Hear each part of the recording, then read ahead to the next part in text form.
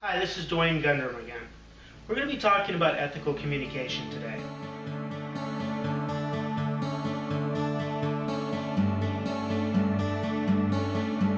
Ethics comes from Aristotle in his book Ethics. What he was looking for in that particular book is why do people actually do the things they do?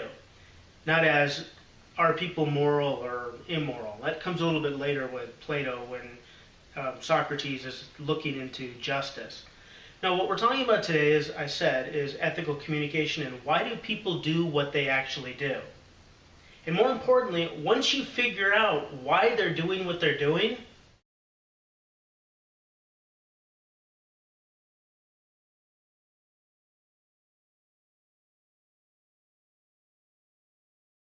and you have no idea why it just turned negative, wouldn't it be nice if you can kind of figure out somebody beforehand or during a conversation like this that does go sour and goes south really fast, if you could figure out why it did it and possibly use that information to turn things around so that conversation doesn't end up as negative as it possibly could be?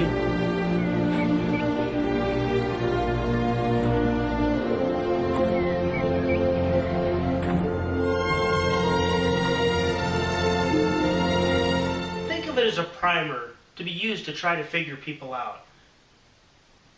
Imagine, if you will, trying to understand someone based on their personal perspective rather than reacting to that person's actions at any particular time and hoping you can come up with the right type of response.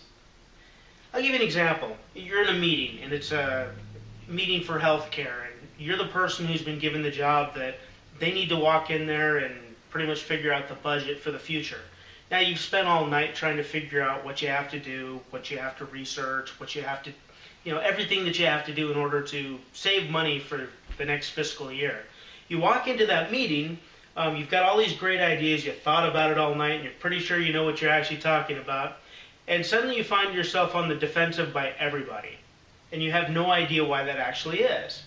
So you start to think about it, and you go, okay, and you try to respond, and you try to somehow get yourself out of this situation, but you find it's not actually working out.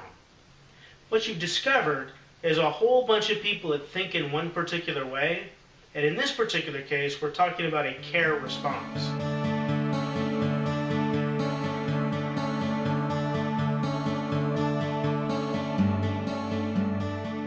So say next time you go into another meeting pretty much convinced, okay, I understood what happened last time, and I'm going to walk into this next one pretty much knowing what happened last time, and you happen to be meeting with a bunch of people, say, in the military. And you try using the same kinds of things that you've tried to figure out didn't work last time, but now might work this time because you're now compensating for what happened in that last meeting, and you suddenly find yourself on the defensive again. Well, what you found out is the people basically in the military don't always have the exact same kind of responses that people who have a care perspective might actually have, or the care response. And so they have what's actually called a duty response, which if you think about it, it kind of equates to discipline and getting the job done. And so if you walked into that situation understanding that, then you might actually have had better results. Surprisingly, the kinds of things you went in with that first meeting probably would have worked a lot better in that second meeting. Are you starting to get the idea of how ethical communication kind of works? If you understand their basic paradigm of kind of where they come from, or where people generally come from, then things kind of work out a little bit better if you kind of deal with people on that nature. Now, do keep in mind, there is a kind of important nuance to this whole process that you got to kind of keep in mind as well.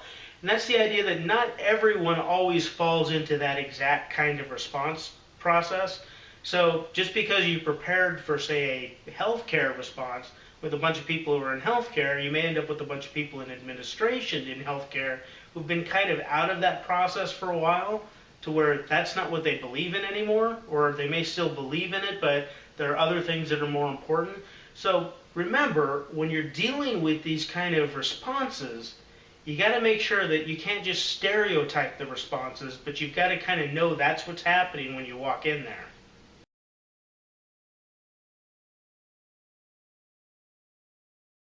While we focused on the care and duty responses, there's a number of other areas as well.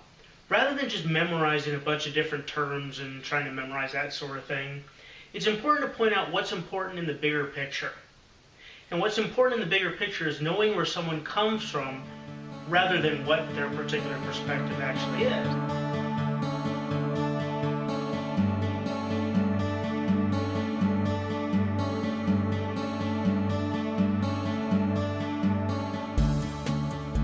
What's important here is the bigger picture. Knowing where someone's perspective is so you know how to deal with that particular person. If someone's basically based in their perspective on divine rights, and you realize that, you're going to know how to deal with them. Because no matter what happens, they're generally going to be focused on religion. Now, what that means is, and I need to point this out, is somebody who is focused on religion does not necessarily mean they're religious. And that kind of gets missed a lot of times. What that means is, like, say somebody like an atheist, and that atheist happens to be somebody who's constantly focused on religion or the lack thereof. That's their paradigm. That's what's important to them. That's what they're always going to be focused on. And that's what you need to know. Because if you know that, you're dealing with them on any other issue, and that's always the thing that they're going to come down to, well, then you know it, and you can deal with them in a better way. It's probably really important to point out that a lot of our international diplomacy is based on ethical communication. Think about that for a moment. When we deal with foreign nations, we tend to attribute a lot of our reactions to them based on how we perceive their paradigm to be. As such, we treat people from, like, say, the Middle East often under the paradigm of divine rights, convinced that that's how they must actually believe. Whereas there are certain countries in the Middle East that don't actually fall under that, but we still treat them that way. Like a country like Egypt. Egypt may have a divine rights segment to them, but mostly they tend to react as a duty concept country, which is a country that's under a military regime. Yet we still treat them as divine rights because sometimes we're not the best people to figure out what our perspective should be. I could get a lot more into detail here, but this really isn't a course on international relations or even on politics for that nature. But I just want to give an example of the different kinds of ways that ethical communication is used. If you understand where someone comes from, and you understand how that person thinks, you might have a better idea and a better way of actually dealing with that person on a personal basis. But the disclaimer, remember, you always have to understand the person a little better if you actually want to attribute paradigms to that person.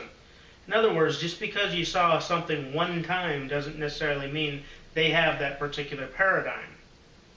That's why we generally make our mistake in international relations. Try not to do it yourself. Instead, get to know somebody. Talk to him or her.